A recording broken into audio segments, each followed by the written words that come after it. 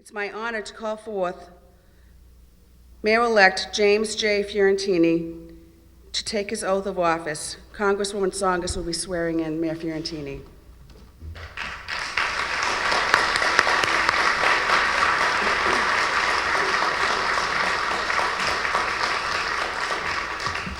Just thank you so much. It's quite an honor to be invited to swear in your newly elected mayor, as it has been my honor to work with him and all the other elected officials of this great city as we advance your vision. I feel it's very important for the federally elected official to be an engaged partner, and we seek to do that whether it's through the legislation we pass or whether it's through Denise Johnson, who does constituent work here, or to advance any of the projects that either the government or local agencies or organizations feel are important. So again, quite an honor, and I thank you for it, Mayor Fiorentini.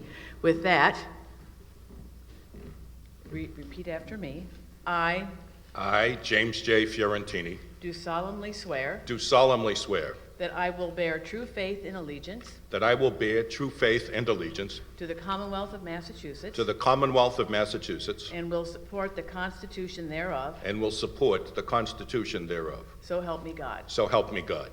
I, James J. Fiorentini, do solemnly swear and affirm do solemnly swear and affirm that I will faithfully and impartially discharge that I will faithfully and impartially discharge and perform all the duties incumbent on me as mayor of the city of Haverhill, Massachusetts, incumbent upon me as mayor of the city of Haverhill, Massachusetts, according to the best of my abilities and understanding, according to the best of my abilities and understanding, agreeably to the rules and regulations of the Constitution agreeably to the rules and regulations of the Constitution and the laws of the Commonwealth. and the laws of the Commonwealth. So help me God. So help me God. I James J. Fiorentini, do solemnly swear do solemnly swear that I will support the Constitution of the United States. that I will support the Constitution of the United States. Congratulations, Mayor Fiorentini. Thank you so much. Thank you.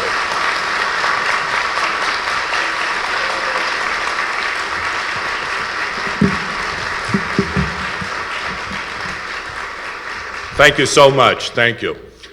I'm honored to be here with you this morning, and I'd like to voice a special thanks to Haverhill's First Lady, Martha Fiorentini, for being here with me today, because without you, I wouldn't be standing here.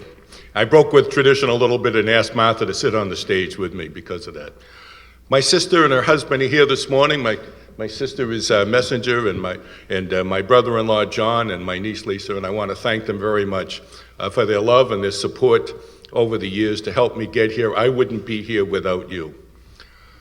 I'm aware of the historic nature of this sixth-term inauguration and the unique opportunity that the citizens of Haverhill have given me, and I'm deeply grateful. I'm also aware of the words of President Kennedy: "To those whom much is given, much is expected." The historic opportunity given to me today comes with it a special obligation, not just to be the longest-serving mayor, but also to work hard to try to be one of the best. I will try my best. We're honored today to be joined by members of our state and federal delegation, our partners in government, who have done so much for our city, and I want to say thank you for coming. Representative Mira, Representative Linda Dean Campbell, she's here somewhere, Representative Diana DeZoglio, and Senator Ives, thank you so much for joining us. And I want to thank Congresswoman Tsongas for her kind words and for being here today. I know there are many other things to go to, and I thank you for being here. As I stand here this morning, I recall my first inauguration and looking out at the audience at my mother and father, who were seated proudly in the first row. My father lived to see the American dream come true for him and his family. Born the son of impoverished immigrants from another land whose first language was not English, he lived to become a school teacher and father of the mayor. He got a great education and had great opportunities here in Haverhill. And we must work hard so that our city offers today's new group of immigrants the same hopes, the same great education, the same dreams and opportunities that my father had. To those new immigrants who are here with us today, I say bienvenidos. Esta es su ciudad. And I wish I could say that in many other languages. Welcome. This is your city. Because whatever language you speak, whether you've been here in your family for 400 years or whether you arrived here in another land the other day, this will never be a tale of two cities. This is your city, and you are welcome here. When I first addressed you a decade ago, we faced the largest municipal debt in the 300-year history of Massachusetts. Our goal back then was simple: to survive. It took extraordinary teamwork, extraordinary help from our state partners, and an extraordinary group of municipal employees, many of whom are here today, and I want to thank them for their hard work and their sacrifice. But our quality of life today has improved. Our old factory buildings are revived. Our MCAS scores are up. Our unemployment rate is down. And today, our city stands with its highest bond rating in its 340-year history. It's clear today, Haverhill is back. But today is no time to rest, or to rest on our laurels, or to talk about yesterday. Today is the time for a new attitude, a new vision, and to talk about a new Haverhill, a Haverhill of the 21st century. Today is the time to cast a vision for tomorrow, of the modern 21st century city that our children and grandchildren will be proud to call home. That vision for tomorrow of a great 21st century city must start with education. Now, over the past few years, we've made an extraordinary commitment to improve education here in the city of Haverhill. We've increased funding for education by millions of dollars, and we've sent, with a great superintendent, Jim Scully, a strong message that what happens in the classroom is most important, and we've made academics and improving MCAS scores job one. We must continue on that path.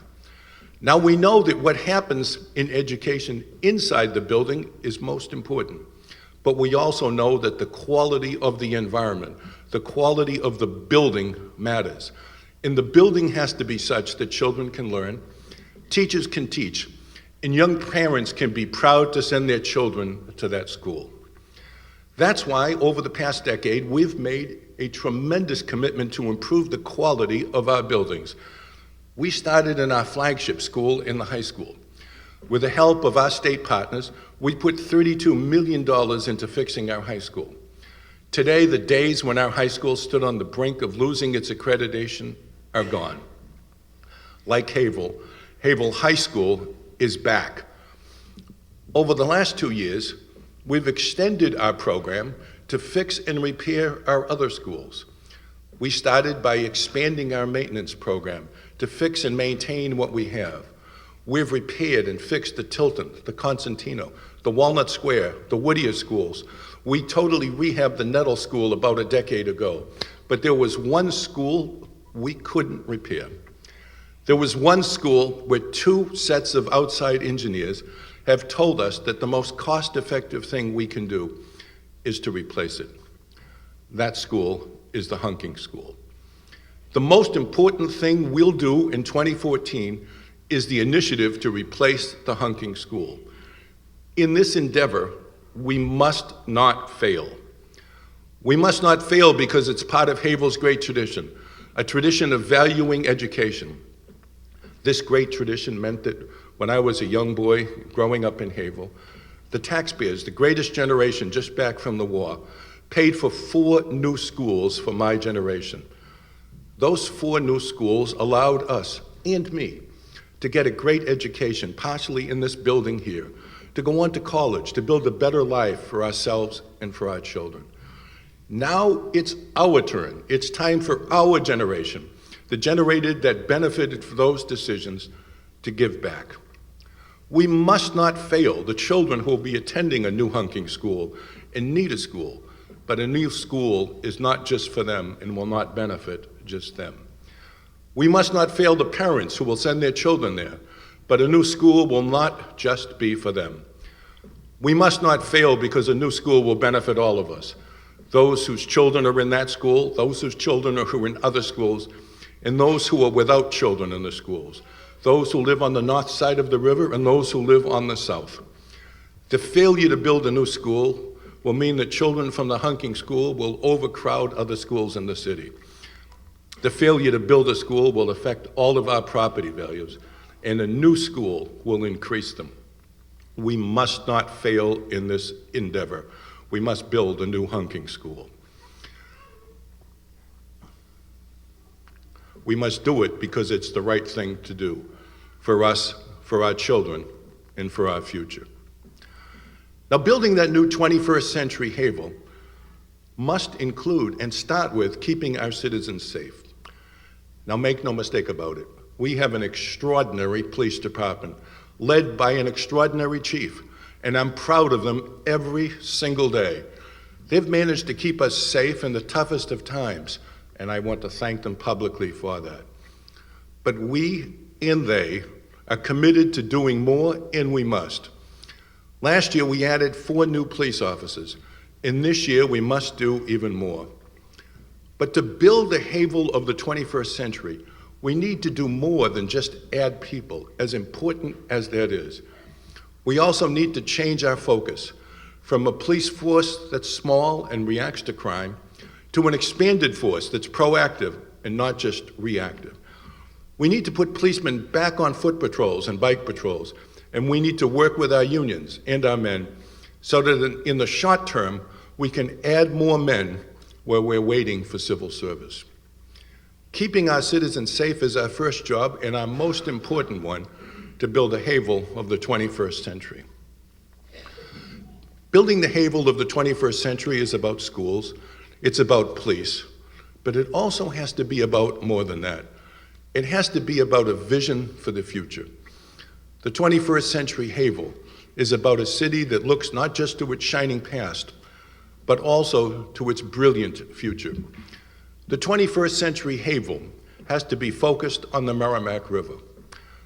Now, from the time the first settlers settled here in 1640, the Merrimack River has been our greatest asset. Today, our future is bright for the same reason it was bright for those settlers 400 years ago, because of the Merrimack. Today, we have a once-in-a-lifetime opportunity to preserve this great asset for generations to come. But all special opportunities come with special challenges. No city can preserve its waterfront on its own. If the waterfront is going to be preserved for our children and grandchildren, it can only be done with a combination of public and private investment.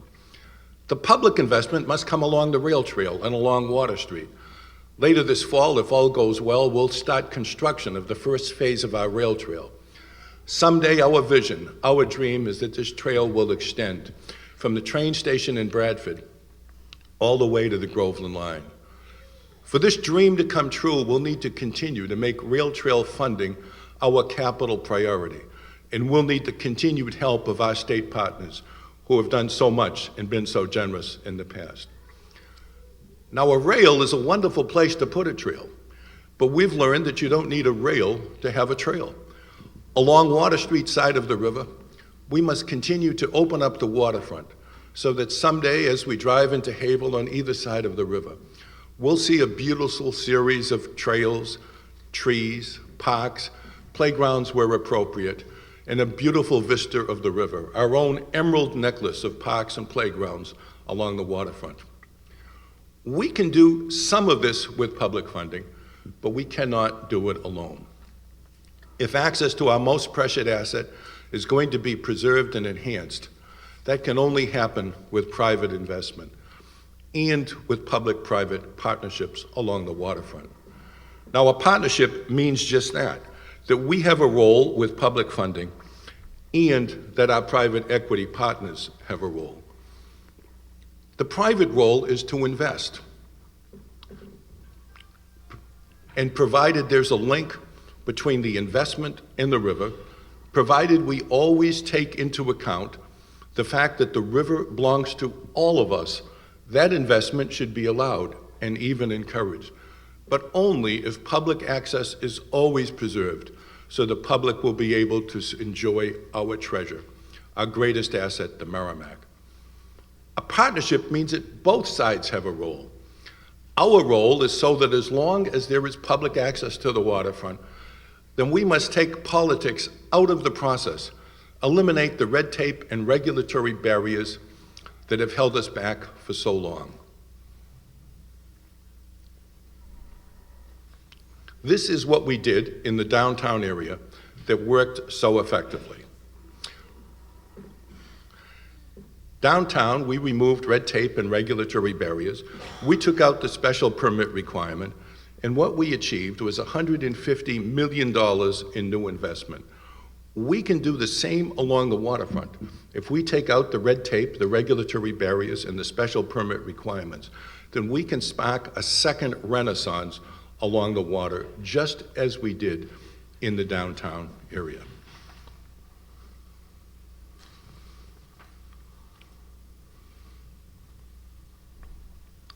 Now, if we do these things, if we keep our city safe, if we build world-class schools, if we provide for public access to the waterfront, then we will build that great 21st century city of the future. I'm reminded of the words of Robert Kennedy, that great things only come when you dare to dream great and dare to take chances. We must dare to dream great. We must take into account Senator Kennedy's words, that only by trying hard, only by taking great chances can we achieve greatness. I see ahead a bright and brilliant future for the city of Haverhill. I see our best days lie ahead. If we continue to work together, if we continue to partner with our state partners who have done so much for us, and I want to particularly recognize Representative Dempsey for all he's done for the city. If we continue to work hard, sometimes disagree, but never be disagreeable, then we will achieve that great city of the future that all of us want. Thank you so much, and thank you for the honor you've given me here today. Thank you.